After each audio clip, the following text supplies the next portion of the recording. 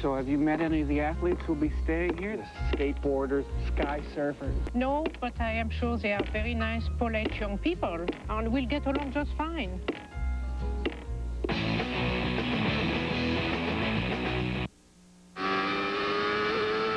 Back at the Budweiser G.I. Joe's 200, part of the famous Portland Rose Festival. A magnificent time here as you ride on board with Danny Sullivan, who runs at the end of the order of those on the leader lap in 16th position. The leader, of course, is Al Unser Jr., followed by Villeneuve, then Tracy, then Vassar, then Christian Fittipaldi is 5th. 6th is Bryan Herta, then Michael Andretti, Gilles de Ferran. Mauricio Guzman's really fallen down, now runs in 9th place, and Bobby Rahal runs in 10th. As you ride with Sullivan, the next car ahead of him, not the one on the screen, but the one he's looking for, is Robby Gordon, who's about 7/10 of a second ahead.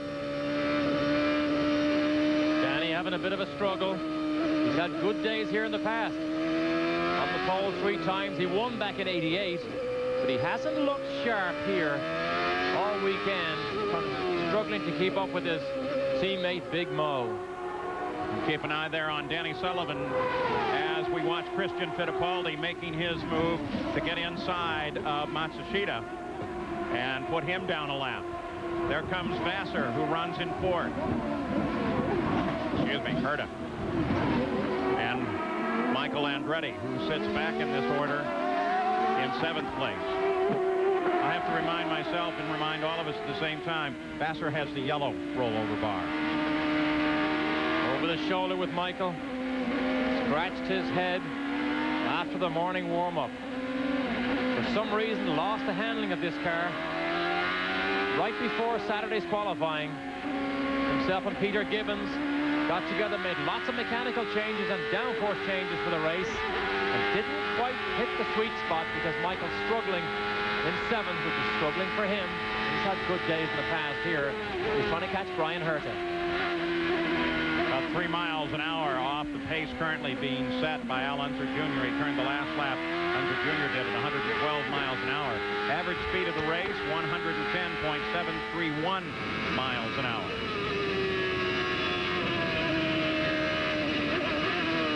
Right now with Robby Gordon.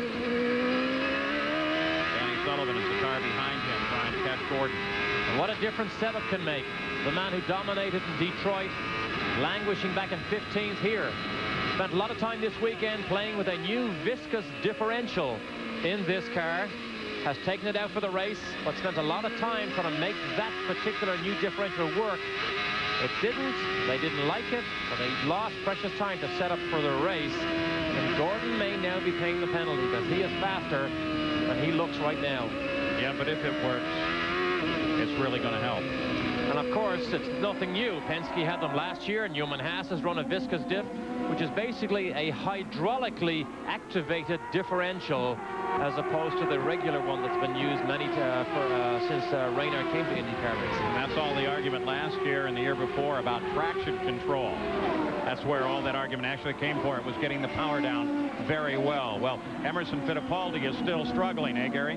Yeah, Paul, he made a second stop here on pit road while we were in that last commercial break. They brought him in early before because the temperature was going up. They thought there was a bag in the inlet going to the radiators that was causing the overheating. They couldn't find a problem. The temperature is still going up. They brought Emerson in again, and they're chasing a gremlin right now, but that's impacting his performance, no question. Jan? Yeah, I can give you a quick report on what happened to Robby Gordon. We saw him a minute ago. Some of these teams are having a problem at the moment during the pit stops with the air jacks sticking in the asphalt. What is happening is it's very hot out here. Yesterday they had a NASCAR race. They spilled a lot of gasoline, and that really held up Robby Gordon in his first pit stop. So additional problems to deal with as we watch Raul Boesel trying to pick his way up through the field. Move to the inside of Andre Ribeiro. That's not a pass for position. Right now, Boesel is looking for Stefan Johansson in his 94 Penske, which is the car just ahead of him and running in 12th place. Boesel not having a good weekend either. You look at the list of races he's had this year, it's a phenomenal run of bad luck. Even at Indianapolis, when he believed he could possibly win the race, he broke an oil fitting and that in fact was the oil that was dropped in turn 2 that caught Scott Pruitt, put him on the wall, and of course changed the face of the race for Firestone. Ellinger Jr. now running into traffic. Fernandez just ahead. They're at 110.7 miles an hour. Average speed is 3 miles an hour ahead of the record. In a sport where nerves are made of steel, it's only natural the tools are made by craftsmen. 1,600 Craftsman hand tools, made in America, guaranteed forever. The only official tools of IndyCar, NASCAR, NHRA, and the new Super Truck Series by Craftsman, only at Sears. Today, millions of Americans are running faster with the same size engines and farther on the same amount of fuel. Millions have discovered the patented advantages of the SplitFire spark plug, a difference that delivers on every stroke of every piston. 5 extra horsepower by merely installing these plugs, a 4.8% gain in mileage. If you're not running the SplitFire, you're probably behind someone who is. SplitFire, more power and more mileage for your money back. Dear Dave, it keeps getting better and better. Of course, I speak of Wendy's chicken cordon bleu sandwich. I am in love with the whole chicken breast filet. Ham, Swiss, grey poupon, Dijon moutarde, mayonnaise. All as you say on it, toasted Kaiser bun. It is very different, very special. Au revoir, mon chéri. Wow. Wendy's chicken cordon bleu. There's nothing else like it anywhere. Looking back from Bryan Herta's car, 6th place, as he comes inside Greco and tries to hold off Michael Andretti, who jumps the curve just to stay with him. And you see what Marco Greco did there? I don't think he saw Michael. He turned in and went, whoa, turned back out of the way to give Michael just enough room. Dropping back into that car of Michael Andretti with Herta just ahead. And what about that stop by Michael's teammate, Paul Tracy? Remember coming out of the pits? He hesitated for a bit. Jan Beekes, what was that? Yes, now we have the opportunity to check in with Newman Haas and find out exactly what happened. And it was a very smart move, it turns out. Paul Tracy got it into gear a little too early, and then the tires were spinning when it was still up on the jacks. Well, if you let your car off the air jacks with the tires spinning, that would necessitate a stop-and-go penalty by IndyCar regulations. So they decided we will not let him off the jacks until he stopped spinning the wheels. As soon as he did, they let him down. And then, of course, he didn't have the revs and almost killed it, leaving the pits. Very clean race thus far as we watch the battle for 3rd. There's Vassar and Christian Fittipaldi. Scott Pruitt battle for 4th here. And Scott Pruitt right ahead of him in the Firestone car. The worst result they will have this season. They were a surprise on how good they were all this season. But this has been their worst weekend of racing so far. And look at Christian Fittipaldi. Might take advantage of a slow-moving Scott Pruitt. Eric Bachelard gets around Pruitt there, hops over the curb. And Pruitt tries to come back under Bachelard. Bachelard then holds up the charge behind him. Vassar watching ahead of him and also watching Fittipaldi behind him. And Fittipaldi drops to the inside, comes around him. And so they're now clear once again. Now can he get Vassar? Fittipaldi held up for just a second there, but I'll tell you what, he's so aggressive. Came right back on top of it. Heading down to that first corner. And look at him, he locks the brakes. Christian Fittipaldi comes past. Now, Vassar doesn't want to get caught up in that chicane area because he could get penalized. He wants to stay on the course, but here comes Michael Andretti as well. And a slight mistake like that is so costly because 3 cars drove by him, so all his hard work goes out the window. And yesterday in qualifying, we saw exactly that same move from Jimmy Vassar when he overcooked it, braked too late into that festival turn. And of course, that could be only a matter of a few grams of pressure on the brake pedal that actually gets you there.